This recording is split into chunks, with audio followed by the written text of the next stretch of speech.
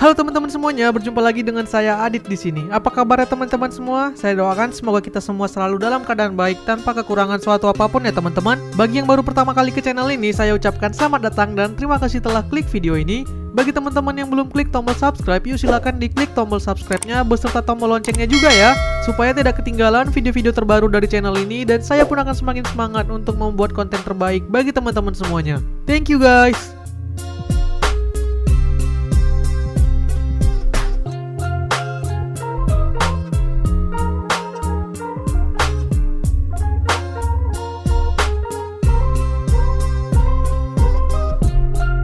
Pada awal bulan Mei kemarin, Realme meluncurkan smartphone terbarunya yang berasal dari C series ke Indonesia. Dia adalah Realme C65. Kehadiran smartphone ini cukup membuat heboh, bukan karena spesifikasi yang dibawanya terlalu tinggi, tapi malah kebalikannya. Smartphone ini jadi bahan omongan para netizen karena spesifikasi yang ditawarkan dianggap terlalu rendah untuk kelas harganya. Penyebabnya adalah karena smartphone ini dijual mulai dari harga Rp2.399.000 sampai dengan Rp2.699.000. Tapi banyak dilengkapi dengan spesifikasi yang bisa kita dapatkan di smartphone lain seharga 1 jutaan aja. Nah, karena itu di video kali ini kita akan mengungkap apa saja kelebihan-kelebihan dan kekurangan yang dibawa smartphone ini yang wajib teman-teman ketahui sebelum membelinya ya, agar tidak menyesal dan sesuai dengan kebutuhan teman-teman. Nah, tanpa berlama-lama lagi, mari langsung aja kita mulai dari kelebihan-kelebihannya dulu ya.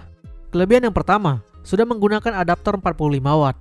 Realme C65 ini dilengkapi baterai berkapasitas 5000 mAh dengan sistem pengisian daya SuperVOOC 45 watt. Ini membuat proses mengisi ulang baterainya jadi udah tergolong cepat ya. Dari 0 sampai 100 dapat tuntas dalam waktu kurang dari 1,5 jam aja. Bahkan Realme mengklaim dengan pengecasan selama 30 detik dapat digunakan untuk menelpon selama 43 menit. Sebenarnya di harga segini pun sudah mulai banyak yang menggunakan 45 watt juga. Tapi karena ini belum jadi standar semua smartphone sekelasnya, sehingga masih bisa kita masukkan ke kelebihan ya. Smartphone ini masih cocok buat yang nyari smartphone Android 2 jutaan yang ngecasnya cepet. Kelebihan yang kedua, desain lumayan cakep dan cocok untuk kaum hawa.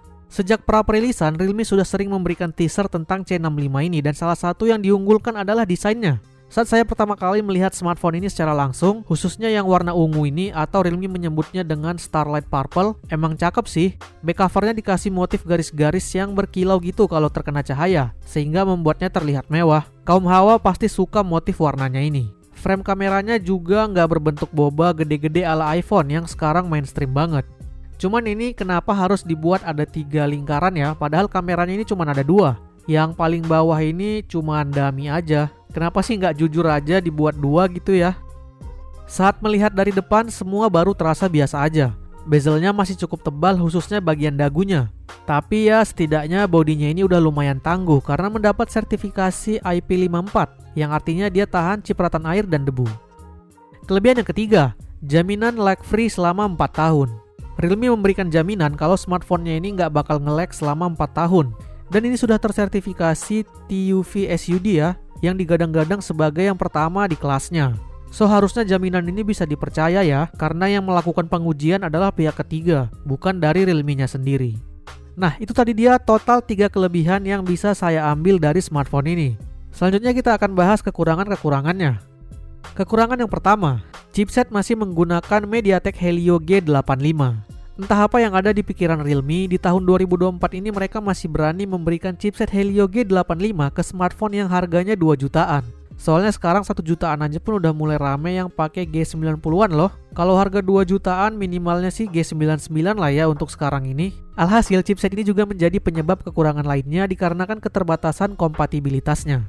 Kemudian secara performa G85 ini pun udah ketinggalan. Saat di benchmark dengan Antutu skornya cuma 281 ribuan aja. Kalau dipakai gaming sih masih bisa-bisa aja ya, tapi kita nggak akan mendapatkan pengalaman terbaik dengan smartphone ini. Untuk penggunaan casual juga hanya sekedar cukup, nggak bisa dibilang mulus-mulus banget. Semoga deh jaminan lag free 4 tahunnya itu beneran real ya. Kekurangan yang kedua, layar masih HD dan refresh rate 90 Hz. Sama seperti chipset, di tahun 2024 dengan harga segini Realme juga masih ngasih layar IPS 720p atau HD ya. Harga segini tuh minimal udah Full HD harusnya. Refresh rate-nya pun cuma 90 Hz pula. Ini tuh spek layar yang udah banyak dipakai di kelas 1 jutaan bahkan di bawah 1,5 juta. Alhasil kita nggak bisa ngarep banyak dari layarnya ini, khususnya untuk ketajaman. Kerapatan pixelnya cuma 264 ppi, jadi wajar kalau masih akan kelihatan titik-titik pixel pada layarnya. Selain itu layar ini juga belum dilapis Corning Gorilla Glass ya. Ya gimana netizen nggak pada ribut coba kalau spek layarnya aja begini.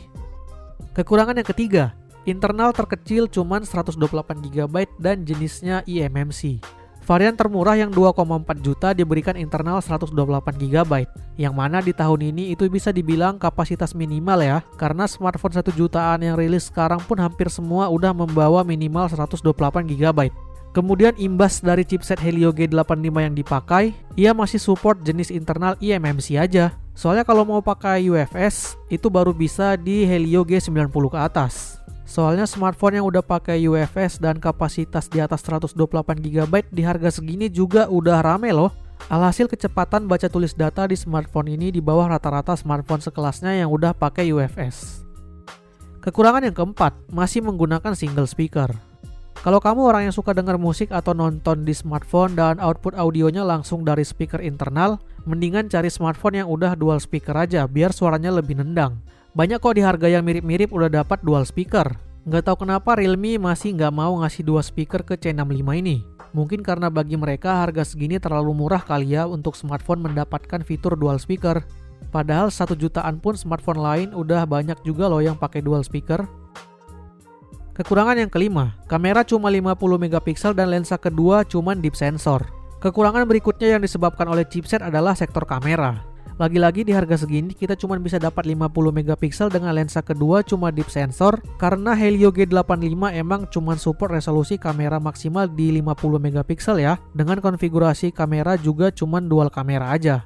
Sayang sekali sih, padahal kompetitornya di harga segini udah banyak yang ngasih resolusi 100-an megapiksel plus lensa makro atau bahkan lensa ultrawide. Kekurangan yang keenam, perekaman video cuma bisa 180p 30fps. Nah ini juga masih kekurangan yang diakibatkan oleh chipset nih, karena Helio G85 ini hanya support di resolusi maksimal 1080p 30fps, jadi kamera 50MP ini juga nggak bisa merekam video di atas resolusi tersebut. Ini tuh sama aja sih dengan smartphone 1 jutaan. Di kelas ini padahal banyak yang udah bisa ngerekam 4K 30fps atau 1080p 60fps, karena chipset yang dipakai juga udah jauh di atas G85. So kalau kamu cari smartphone yang kameranya mau dipakai untuk videografi, maka kurang cocok jika memilih Realme C65 ini. Kekurangan yang ketujuh, level DRM Widefine cuman L3. Buat teman-teman yang suka streaming film di smartphone dari aplikasi streaming film seperti Netflix, coba pikir lagi sebelum membeli Realme C65 ini. Soalnya saat dicek ternyata security levelnya cuman ada di L3 loh. Artinya dia punya level keamanan terendah, yang mana ngebuat dia nggak bisa memutar resolusi HD di Netflix. Cuma bisa di SD aja atau setara 480p. Harga 2 jutaan di 2024 ini muter Netflix saja belum bisa HD, agak gimana gitu ya. Kekurangan yang ke-8, giroskop masih berjenis virtual. Walau sebenarnya smartphone ini nggak direkomendasikan banget buat dijadiin smartphone gaming, tapi kalau kamu tetap pengen beli C65 ini dan berencana dipakai buat gaming juga, khususnya game-game yang bisa menggunakan gyro controller seperti PUBG misalnya, maka harus bisa menerima kalau gironya ini tidak akan responsif dan akurat banget. Soalnya masih menggunakan gyro virtual di mana seharga ini harusnya udah layak banget pakai gyro hardware. Nah, itu tadi dia semua kelebihan dan kekurangan yang berhasil saya rangkum dari Realme C65 ini. Total ada 3 kelebihan dan 8 kekurangan ya, yang mana kekurangannya ini hampir 3 kali lebih banyak. Chipset Helio G85 yang dipakai menjadi penyebab buat beberapa kekurangan yang lain. Dulu tuh Realme padahal salah satu brand yang terkenal punya spesifikasi bagus dengan harga yang terjangkau. Saya udah review C-series ini sejak zaman masih C2, dan impresi saya bagus semua kok. Emang sih di C65 ini mereka menawarkan fitur-fitur gimmick seperti ada air gesture yang mana kita bisa melakukan scrolling tanpa perlu menyentuh layarnya. Walaupun sebenarnya ini bukan fitur baru dan menurut saya nggak begitu kepakai. So gimana? Setelah melihat semua kelebihan dan kekurangannya tadi, apakah teman-teman tetap berminat dengan smartphone ini? Menurut teman-teman smartphone ini pantasnya dihargai berapa? Coba tulis di komen ya. Oke deh, sekian dulu video kita kali ini. Semoga video ini bermanfaat buat teman-teman. Silahkan tekan like jika suka, dislike jika tidak. Jangan lupa subscribe bagi yang belum. Terima kasih telah menonton dan sampai jumpa di video lainnya. Bye bye.